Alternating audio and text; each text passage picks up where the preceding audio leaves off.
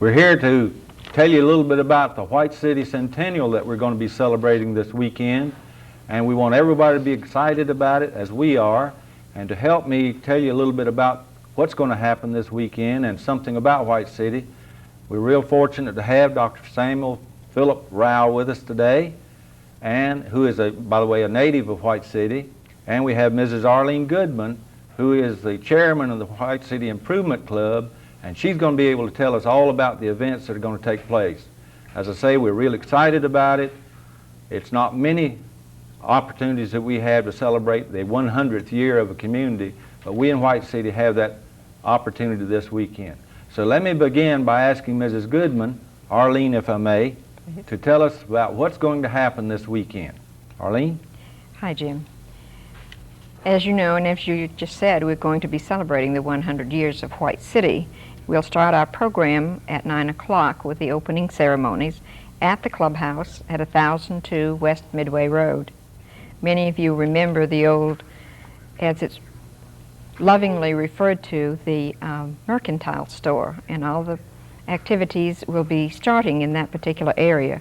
At 9 o'clock with the opening ceremonies, we'll have the Boy Scouts presenting their colors.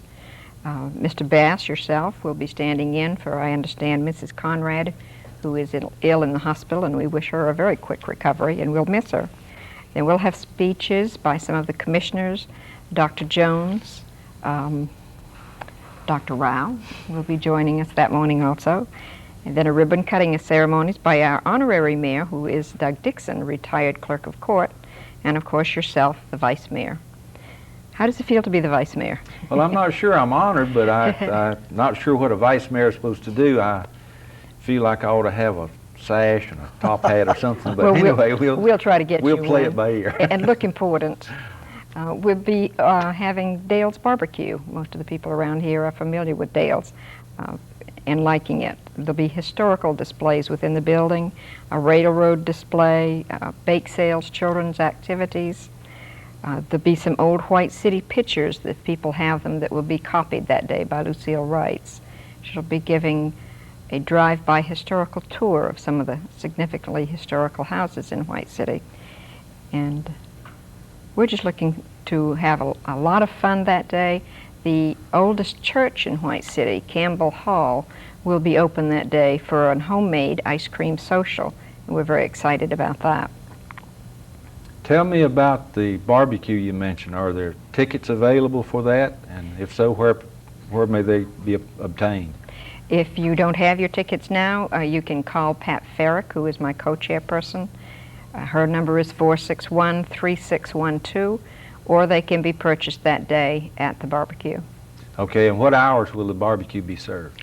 11 to 5. 11 to 5, so everybody wants to remember that. Yes. Because I know they'll enjoy the barbecue. White City, as we said, is 100 years old, and you are the treasurer of the White City Improvement Club.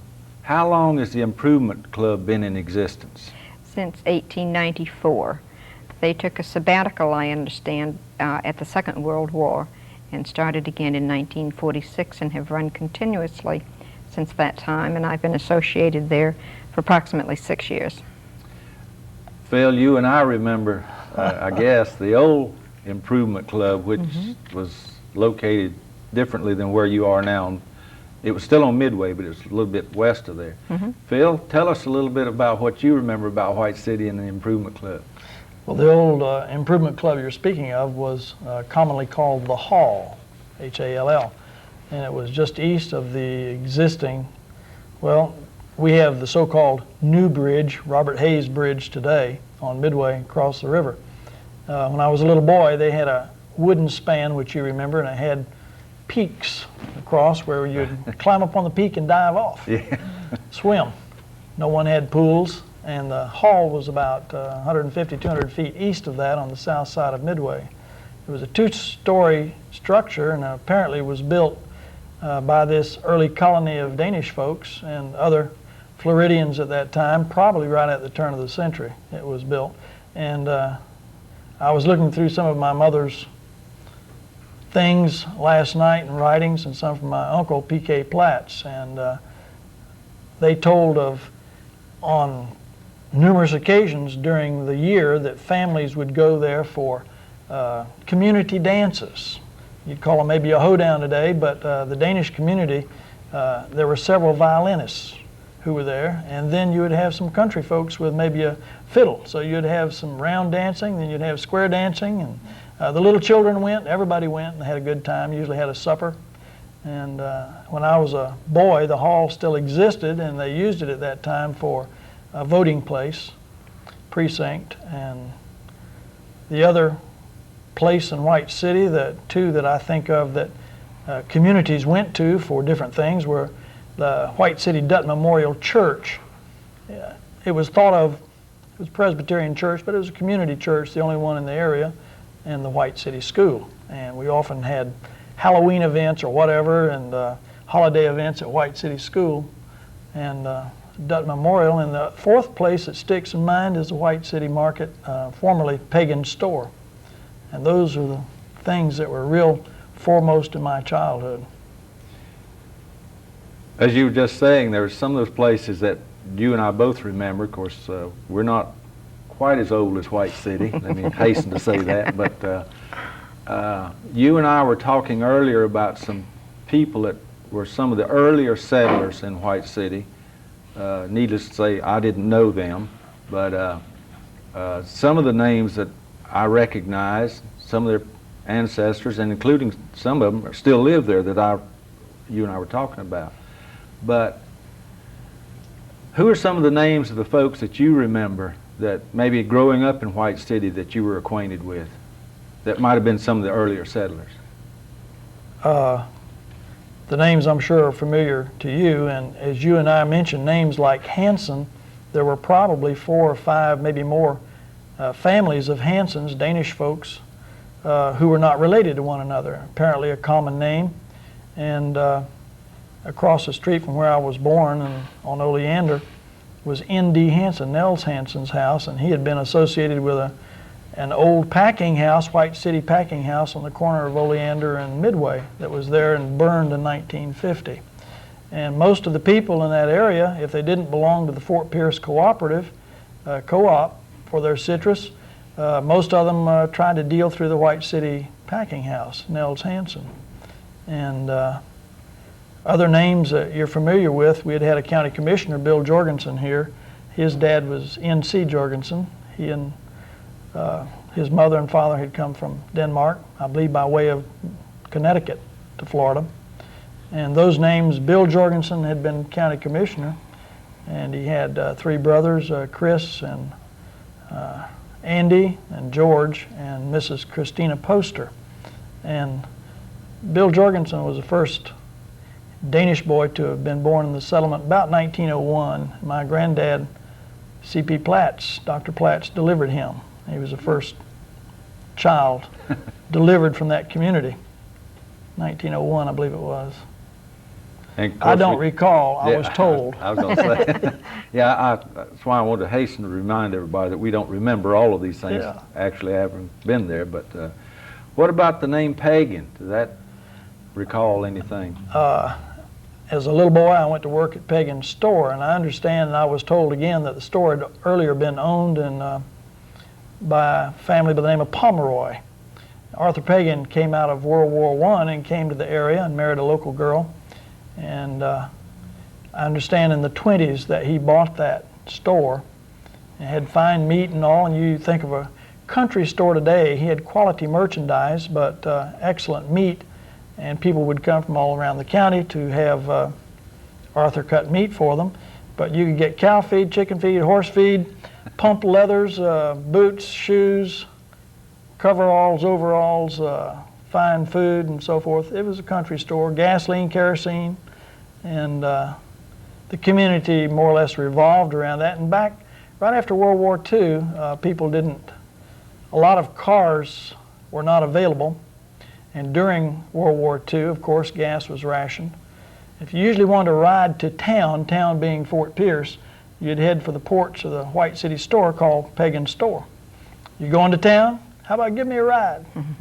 And if you came home, you looked around, looked for a familiar car, and tried to get to them before 5 o'clock and see if you can get a ride home. Some cars came home with a lot of people in them. Yeah, another name that I think about sometimes is Christensen. They lived at Lawrence Christensen. They lived there on Midway between Oleander and US 1. And I remember that I too worked for Pagan at one time, but that was in the store in Fort Pierce where Tony Mays and Ernest Pagan had the store there at the corner of 5th Street and Orange Avenue. But Mr. and Ms. Christensen used to come to town regularly in an old Model T. And Looked like a station wagon open, wasn't it? Yeah, that's right. Mm-hmm. And as I remember, she used to help him drive. Mm-hmm.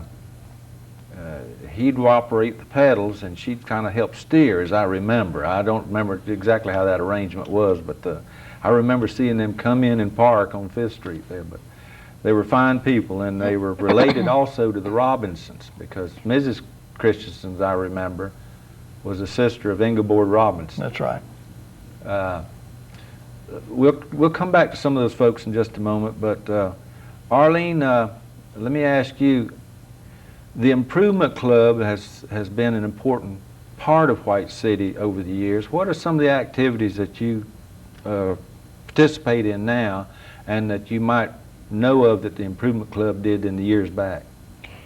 Some of the things when Mr. Beach was the president of the clubhouse was very instrumental, I understand, of bringing Cablevision into our area, was very instrumental in getting the traffic light at Oleander and Midway Road. I understand there was some very serious accidents that happened there, and Mr. Beach was one of the forerunners to get that in. We have gone to the county commissioners at times when we have not wanted the intrusion of today's world progress, and sometimes we have won and other times we've not. But we keep trying to keep the quaint atmosphere of White City that I fell in love with when I first came here back in 1975 to White City. And we try very hard to keep that atmosphere.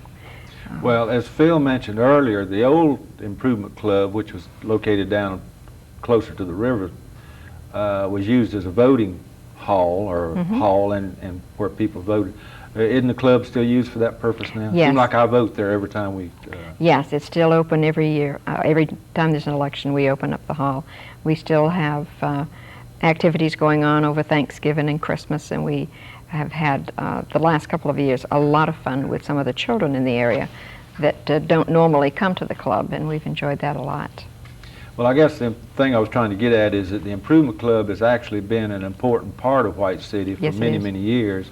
And it's nice that people like yourself and Pat Farrick and others that are active in the club will keep that club going. I know it requires a lot of hard work on a lot of people's part, but appreciate those comments about that.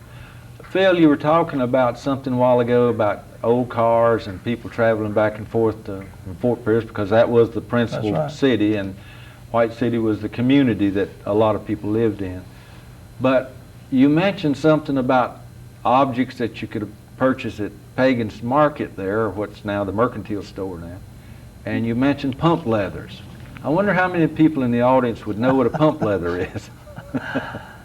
Some might.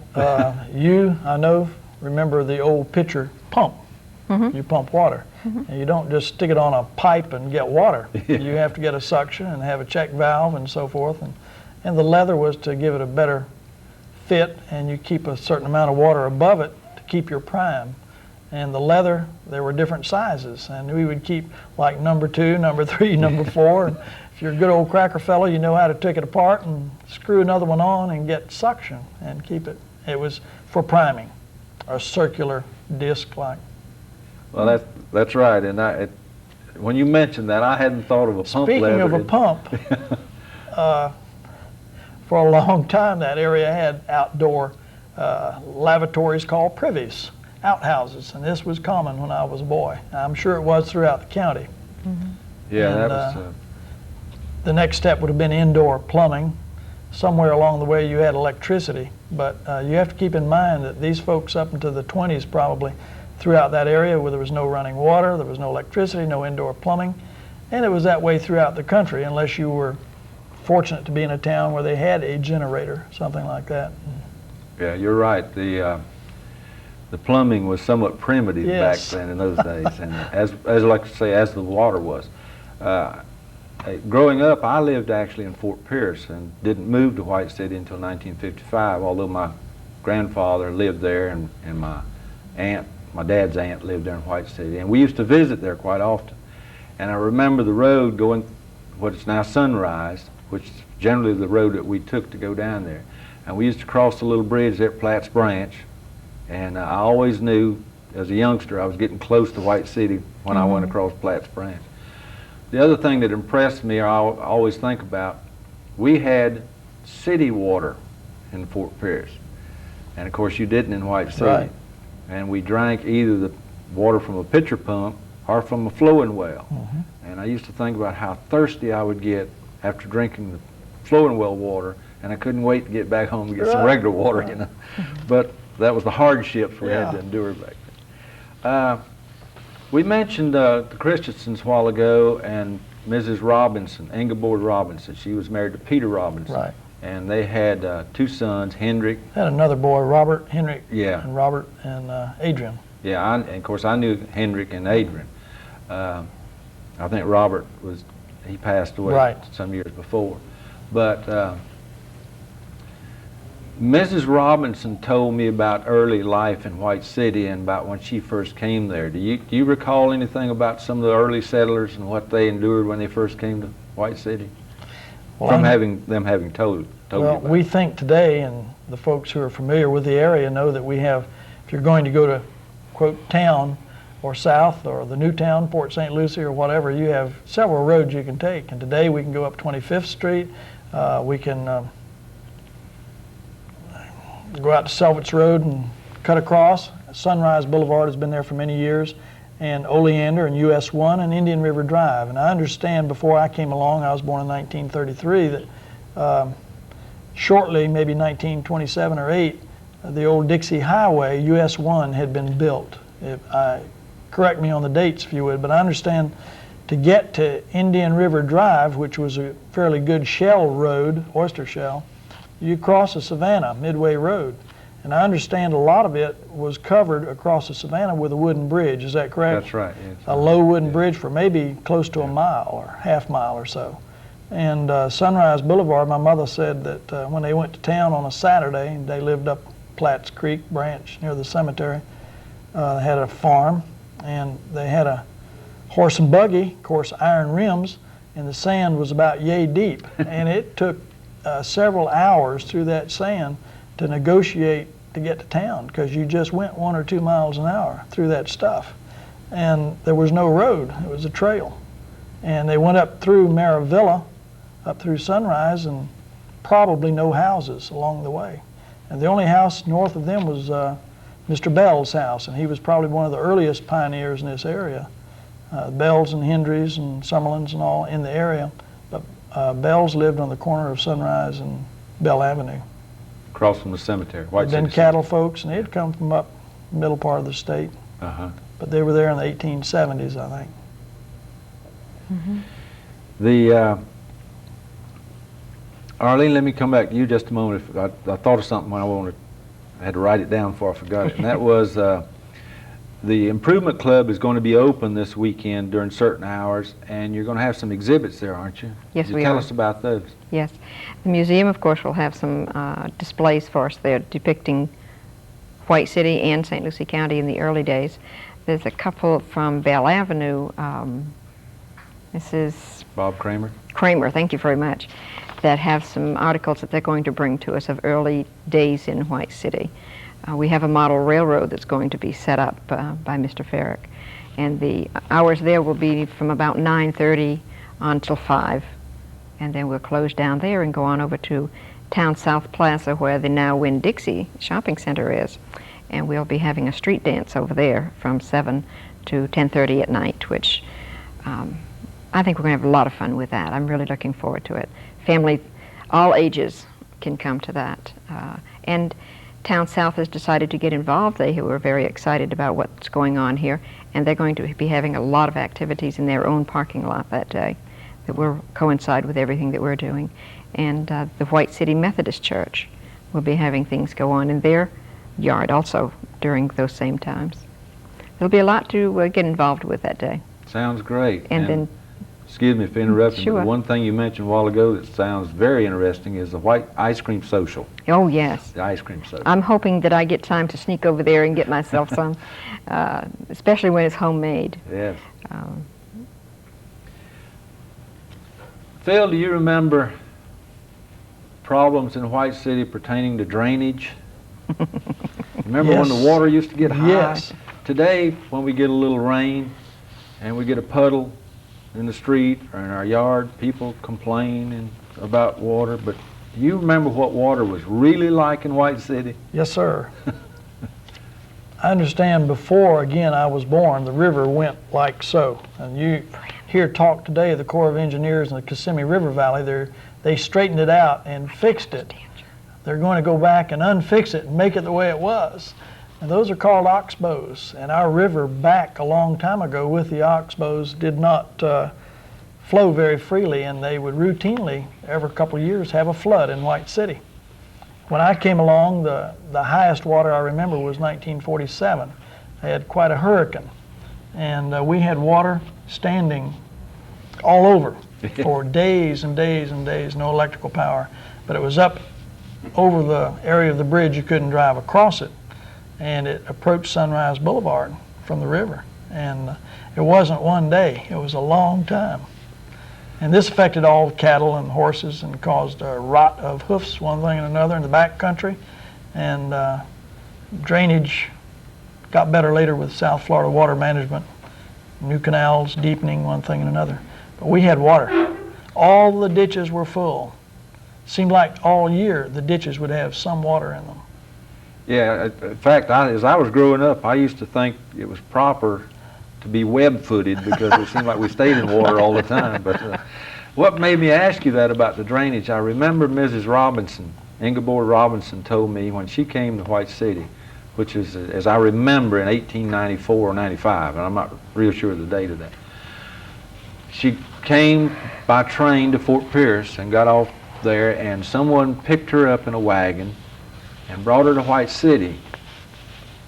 And I'm not sure of the road, it may have been the Sunrise Trail or road at that time.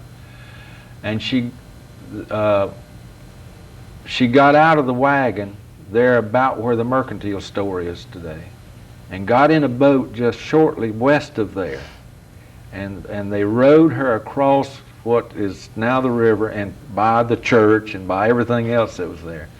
I'm not sure the church was there at that time. But anyway, the point was they rowed her across what the river is, where the river is now, out to 25th Street, where's 25th Street.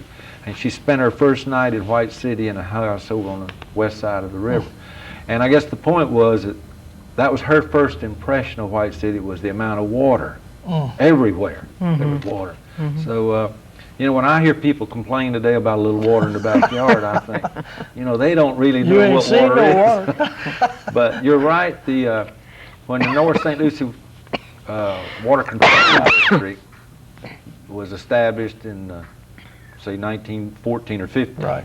and they began to put the canal work in that a lot of people don't appreciate today, but that's what's relieved this country of all the water we've got. And they did straighten out the St. Lucie River, and it's now known as Canal 71, but that's what's changed a lot of that. But another point of interest that I think about periodically was a place at the corner of Sunrise, be the northeast corner of Sunrise and Midway. And I'm not sure if you remember what I'm remembering or not, but there's a church there today, the Sunrise Baptist Church there. But do you remember what was there before? Well, I remember there was a barn on the corner, and Tobe Hayes kept a lot of, some cattle and a couple of horses and mules, whatever, in that pasture. And it was probably a couple of acres, I would imagine. And that's what I'm thinking about, was Tobe Hayes' mule lot. Right. And big metal barn. yeah, and he had quite a few mules, and Tobe used those mules to help construct a lot of the roads that are in the White City area, I presume all over the I county. understand he worked on the road going to Okeechobee with that mule with his teams. Yeah. But the roads like Citrus Avenue and Elm Avenue, and I don't know which other roads, but I understand that Tobe and his equipment and mules were used to construct some of those roads. But I often think about Tobe Hayes' mule lot because it's right across the street from my Aunt Minnie Arnold's house. Right. She lived at the corner of the northwest corner of Sunrise in Midway. But Jim, I'd like to mention one thing. When I was 4 years old, I'd never seen a big fire. And north of Tobe's barn, what street is that? Charlotta. Yeah. There was a wooden schoolhouse. They call it the schoolhouse. And they didn't have a church when my mother was a little girl. And they'd meet at the schoolhouse, and there might be a visiting preacher or someone there to conduct services in Sunday school. But I understand that they had a bell there. The school bell was the same one at White City School. Huh. And we heard there was a fire, and I was a little fellow, went with my sisters, and everybody ran down Midway, and this was a 2-story affair, and someone was living in the house at the time. It wasn't a school then. And it was probably 1937, 8, something along there, that burned down. That was the old White City wooden school. Well, correct me if I'm wrong. Were there not 2 schools in White City that burned? I can't tell you. I seem like I. But I know that one was there, and it burned. I saw it. It made an impression on me. Yeah, I guess so. Well, you didn't have much excitement back then. I mean, no let's TV. go, it's a no. fire. But We have a picture of one of the early schools. yeah, I was thinking burning the picture I around saw the other day 1913, I think, or 1901, somewhere in that neighborhood. Yeah, in fact, I think there was a picture in one of the newspapers the other day about the school burning. Yes. And that's what made me think maybe there were 2 schools that had. Might have been, but this was the later one apparently, Yeah. and I saw it burn. Yeah. Well, I know. I remember my aunt telling me she Yeah. went to school in one of those Yes. those schools, and it was on Sunrise, Right. just north of Midway somewhere. That's right. In there. But what were the main activities that people participated in White City years ago? I mean, we've mentioned the citrus, but what else did they grow and raise farming-wise in White City? Do you remember? Apparently, I read some papers the other night from my uncle, P.K. Platts, and he was talking about when he was a boy, he didn't give any reason why, but he said they were not bothered so much with insects and things that would tend to destroy crops, fruit, one thing and another, that they have today. And I can't tell you why, unless it's overzealous farming, or maybe we brought things in or from out of the country, I don't know. Maybe it's the use of things that we hold dear, pesticides, fungicides and all, and we're dependent on them. Nevertheless, it seems like most families had a small acreage of citrus, and they would have a yearly crop, and it seemed to tide them over. You would find down Oleander there were numerous families that would have anywhere from 5 to 10 acres of citrus, and they worked it themselves and made a living off of it, and you couldn't begin to do that today.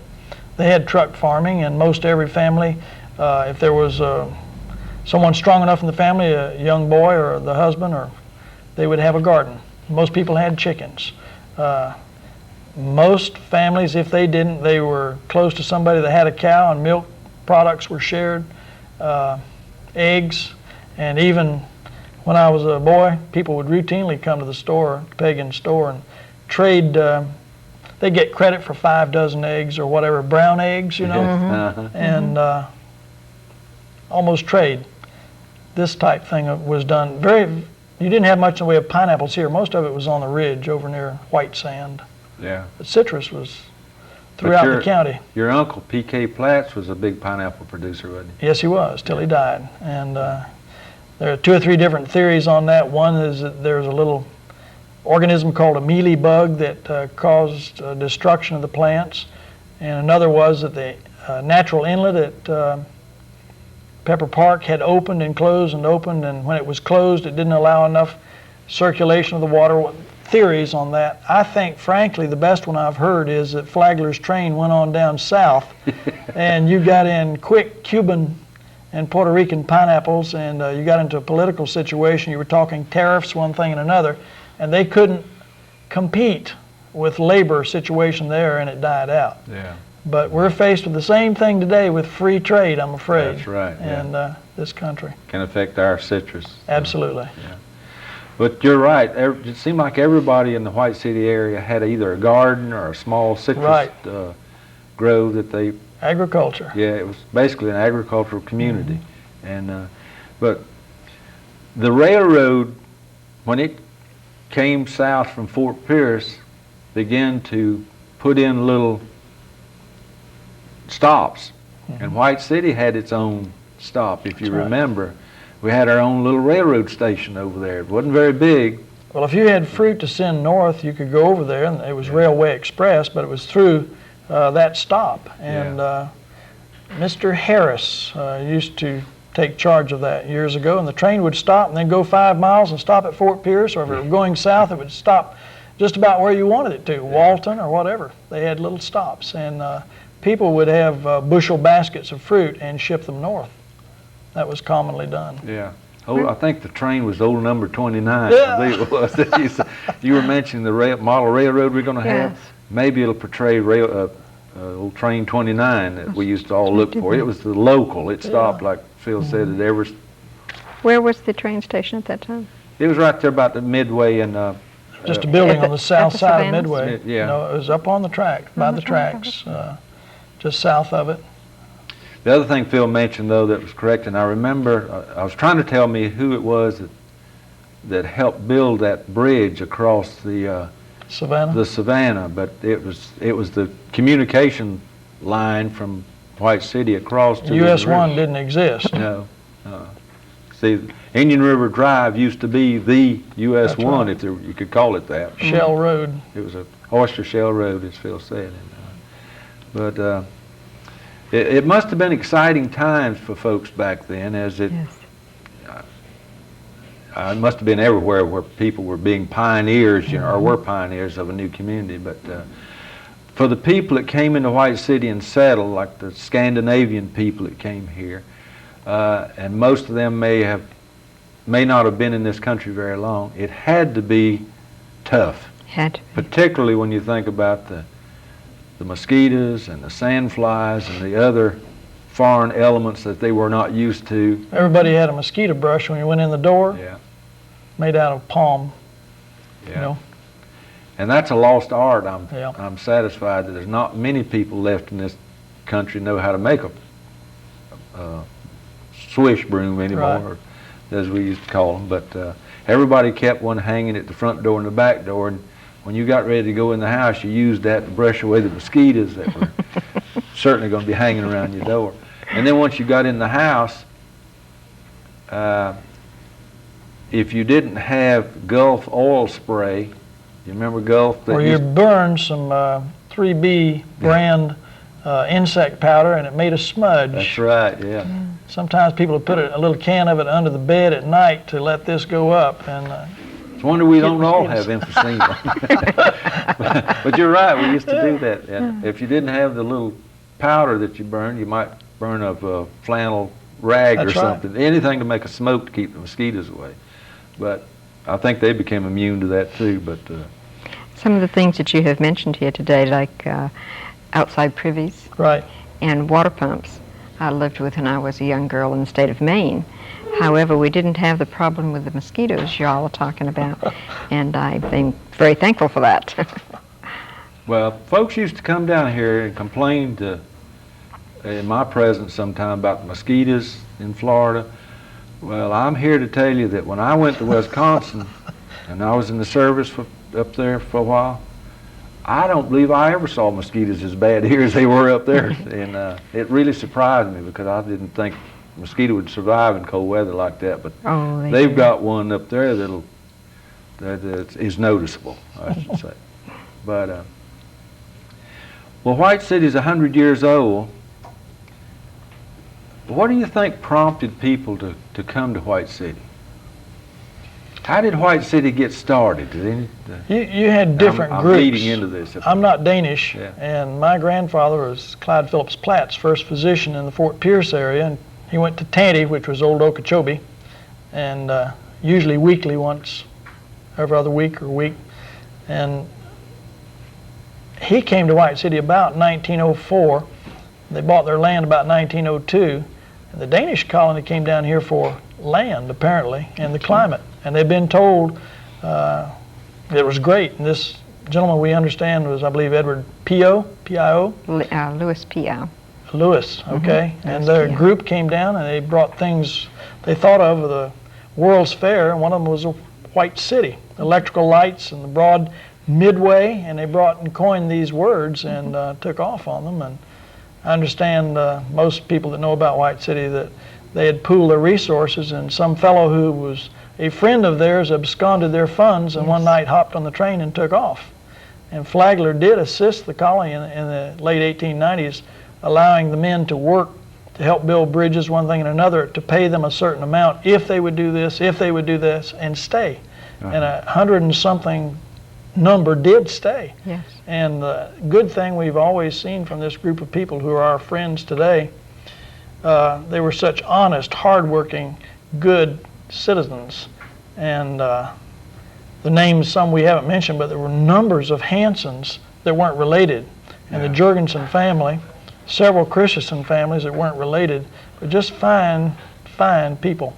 And they came for land, and then people like my folks, and maybe your folks, different ones, possibly saw opportunity again in land in that area.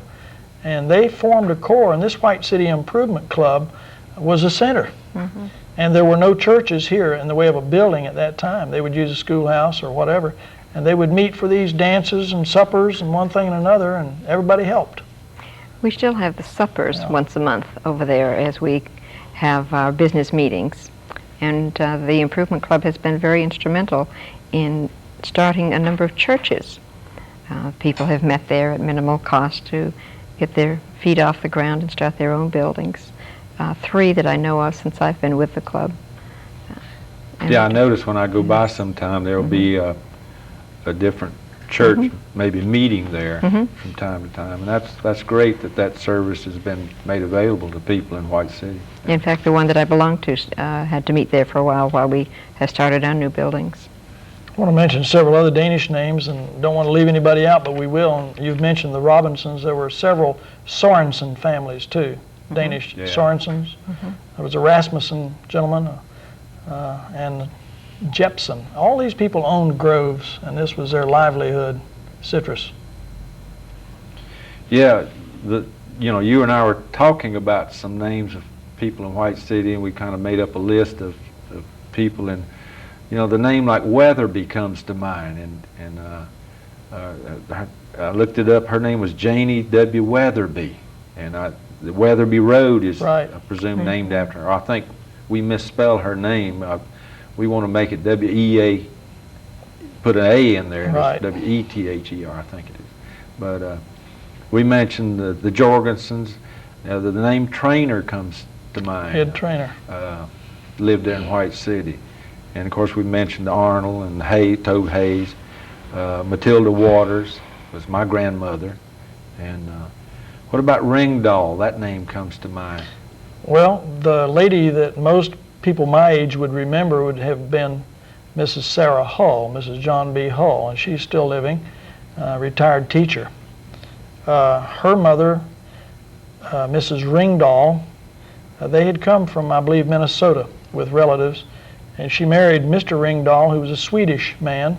His wife had died, and Mrs. Ringdahl, the one that I knew, her name had been Teeter, I believe. Mrs. Teeter had a daughter, Sarah Hull, and she married Mr. Ringdahl. He was a Swedish man, and he had probably 10 acres of grove there, and it's known as a Ringdahl house today. I think Sarah did sell it, but Sarah's mother was Mrs. Ringdahl, second marriage to Mr. Ringdahl. D-A-H-L, Swedish. I see.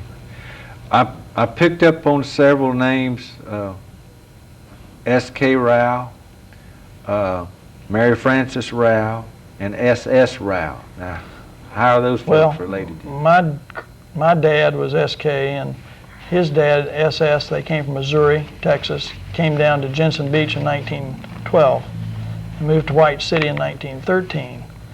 And my granddad practiced till probably 1920 as a dentist in Fort Pierce in the old Fort Pierce Bank building, I believe, upstairs. And my dad had a dental lab till 1945. And this lady, Mary Frances, was S.S. Rowe's daughter.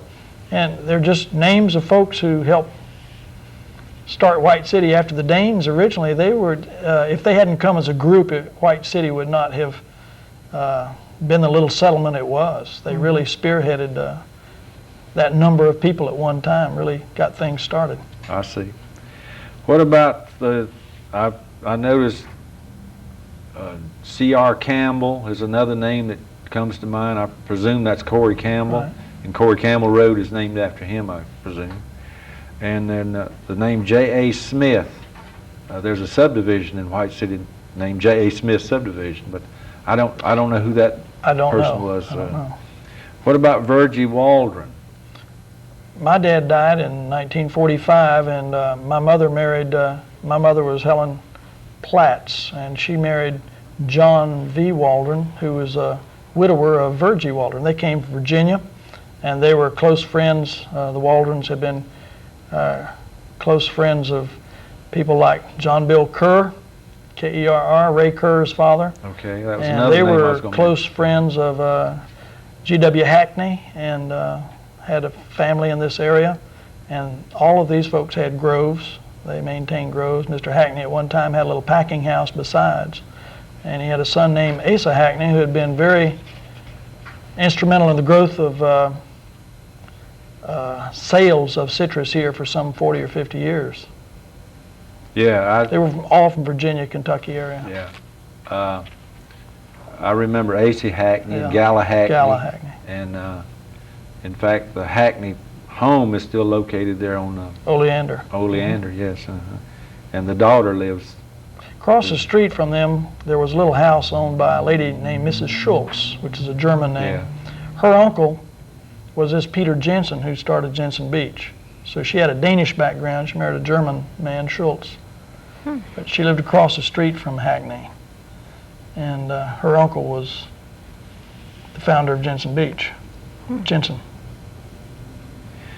Some other names that I picked up on that I remember just as I begin to think about them is Hawley, Charles Hawley. Right. Remember Hawley Road, in fact, Right. was named after him, I presume. His which is father, now 25th Street. his father used to have a laundry up by the railroad in Fort Pierce, Hawley Laundry. Do you remember that? It's where the laundry was today that's been moved, Paramount and all. Oh, that yeah, was Hawley's okay, yeah. back in the 20s and 30s. And then, of course, Peter Jensen. We mentioned some of the Hansons, and maybe, I don't know if we mentioned Peter Jensen, but H.F. Huntsinger was another name Yes. that lived there in White City. And Dr. Mary Hammond. Right. And of course, we mentioned the Hackneys. And you mentioned Ray Kerr. Right. Mrs. Kerr still lives there on... They were in the citrus business for many years. Yeah. Packing house. And Mary Kerr Williams was Ray Kerr's sister. She still lives there in White Right. City. And hopefully a lot of these folks will be participating in the events that take place this weekend. I'm hoping that we'll be able to see a lot of them there, and they can add to what we've already talked about. Unfortunately, we were not part of the early establishment of White City, so all we can do is reflect on what other people have done and said, and what we hear about. I understand, Arlene, that a lot of research has been done recently about White City, and hopefully some of that will be in print that we'll be able to see and keep copies of, maybe, because again, I understand there's a lot of background material been done on White City. There has been one of the Port St. Lucie Stewart News, in fact, has done an enormous investigation into the history, and a writer named Joe Crankshaw has gone from Chicago to Washington, D.C. via phone, via himself, via vehicles, to get all this information, and they're going to have put together a tabloid, as they're calling it, that will be an insert Saturday into their paper for the people to keep, and hopefully it will become memorabilia in 50, 75, or another 100 years, which maybe someday one of these people will be sitting here doing what we're doing today. What was it like 100 years ago in White City? Well, thank you. I want to thank both of you for participating in this discussion about the White City Centennial, the big event that we expect to participate in this weekend. And once again, Arlene, would you tell us what's going to take place on this weekend pertaining to the White City Centennial? Thank you. I'd love to.